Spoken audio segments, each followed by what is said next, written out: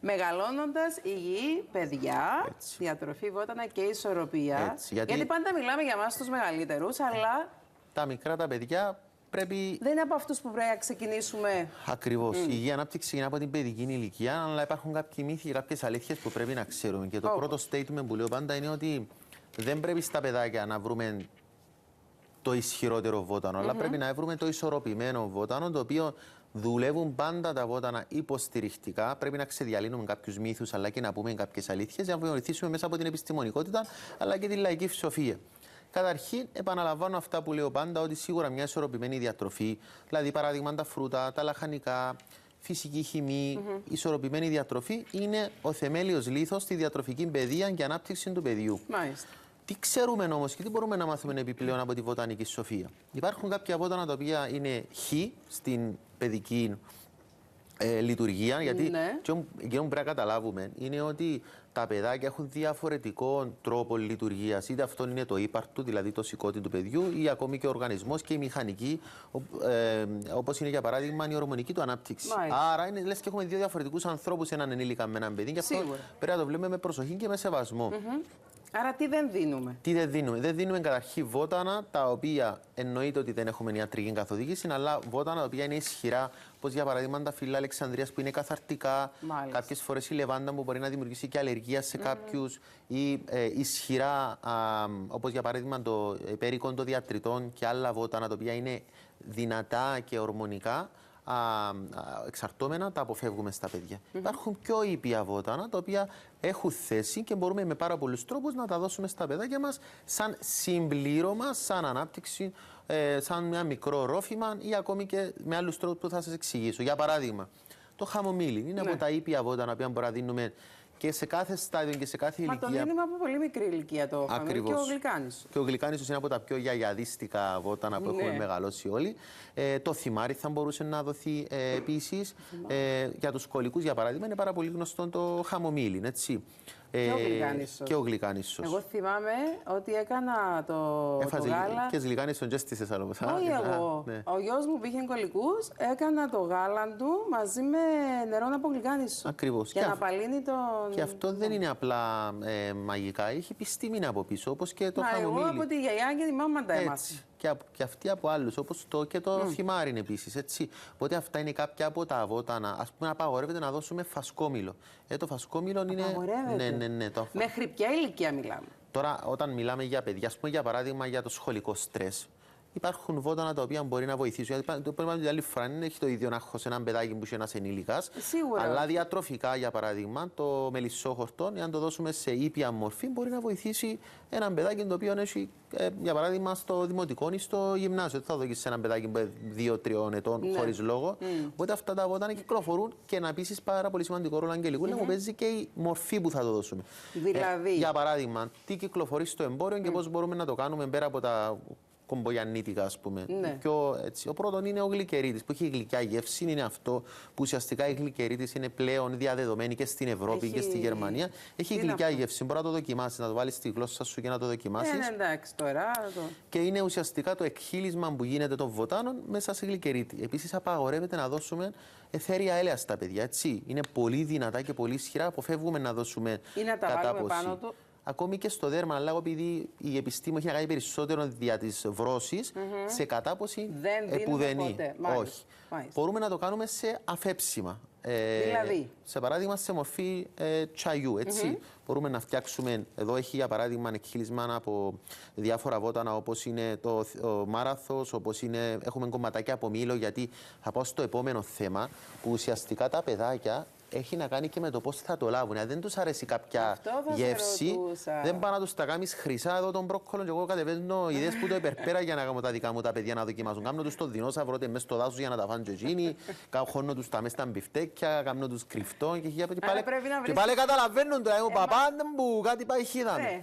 Οπότε υπάρχουν άλλοι τρόποι, για παράδειγμα, όπως μπορεί να είναι μικρά ζελεδάκια. Βγάλω πώς το μάγον εγώ τώρα. Βάζω διάφορα στίκερ.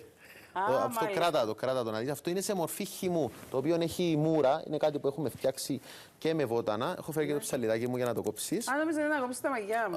Όχι. Σε άλλο στάδιο να κάνω κομμωτής, εσύ να το κόψεις.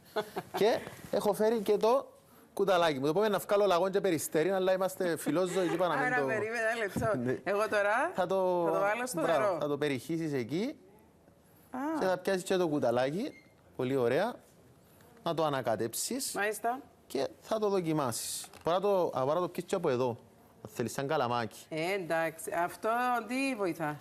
Αυτό είπαμε, είναι τα βότανα που αναφέραμε πριν, αλλά έχω βάλει μούρα μέσα για να μπορεί ένα παιδάκι να το πιει σαν χυμό. Και εγώ σαν μικρό παιδάκι αν που είμαι, μωρού, ναι, αν το πεις του μωρού τώρα, πιες αγάπη μου, ξέρω εγώ τώρα να σου κάνω μάραθον ή το χαμομήλι είναι και λίγο νήπιο, είναι πιο εύκολο. Αλλά αν το κάνεις σε μορφή που είναι πιο ευχάριστη ή αυτό το κάνεις σε μικρότερη δόση ή το αναμίξεις σε χυμό για παράδειγμα, δεν θα καταλάβει τίποτα. Δεν θα καταλάβει τίποτε. Ναι. Οπότε τώρα κυκλοφορούν και στο εμπόριο βιταμίνες ζελεδάκια, κυκλοφορούν βιταμίνη C και ούτω καθεξής, τα οποία πάλι είναι ένας ευχάριστος τρόπος. Πρέπει να βρίσκουμε τρόπους για να τα βάζουμε στη διατροφή των παιδιών μας στα βότανα. Ακριβώς. Και υπάρχουν πάρα πολλοί τρόποι. Μπορούμε υπομορφή, για παράδειγμα, στα μαγειρέματα, μπορούμε να φτιάξουμε τον παγιομούχταρο μας, για παράδειγμα, κουπέπια και να βάλουμε κάποια βότανα τα οποία ενισχύουν σε μικρές δόσεις για να μην το καταλάβουν. Μπορούμε να το κάνουμε σε ρόφημα, μπορούμε να το βάλουμε μέσα στις σούπες, να το κάνουμε τύπου βελούτε τώρα που είναι και χειμώνας και πάει. Οπότε, εάν βάλουμε με διάφορους τρόπους τα παιδιά να τα καταναλώσουν, τότε δεν θα έχουν και ιδιαίτερο πρόβλημα. Γιατί τα βότανα έχουν αυτήν τη γήινη γεύση που δεν είναι αρεστή σε όλους. Ακόμη και μεγάλοι, ας πούμε, βλέπω ότι δεν προτιμούν. Αν όμως τα αναμίξουμε και ειδικότερα με φρούτα, τα μπλεντάρουμε, τα κάνουμε σε χυμούς και ούτω καθεξής, είναι και πιο εύκολο. Και φαίνεται ότι εάν υποστηριχθούν τα βότανα στο πλαίσιο μιας ισορροπημένης διατροφής στα παιδάκια, βοηθούμε και ξέρεις, όταν λέω ανάπτυξη, ο παραπάνω κόσμο νομίζει εν το βάρος και το ύψος. Δεν είναι μόνο αυτό. Είναι και η νευροαναπτυξιακή τους διάσταση. Έτσι, ναι. Είναι η ορμονορύθμιση που σιγά σιγά ένα παιδάκι μεγαλώνει. Όλα αυτά λοιπόν πρέπει με επιστημονικότητα, με σοφία και με σοβαρότητα να τα εμπλέξουμε για να μπορέσουν και το παιδί να διασφαλίσουμε μια υγιεινή ανάπτυξη. Και κλείνω με αυτό που ξεκίνησα, ότι είναι ένα κομμάτι ως μέρος της διατροφής. Δεν υποκαθιστά σε καμία περίπτωση και είναι συμπληρωματικό. Άρα, εάν τα βάλουμε εκεί και όπου χρειάζεται, αυτό θα βοηθήσει περισσότερο στην ανάπτυξη του παιδιού. Και είναι αυτό που σου έλεγα και στην αρχή, ότι αν ξεκινήσουμε και δίνουμε στα παιδιά μας βότανα από μικρή ηλικία, τότε μεγαλώνοντας θα τα έχουν μέσα στη διατροφή τους και δεν είναι καθόλου παράξενο.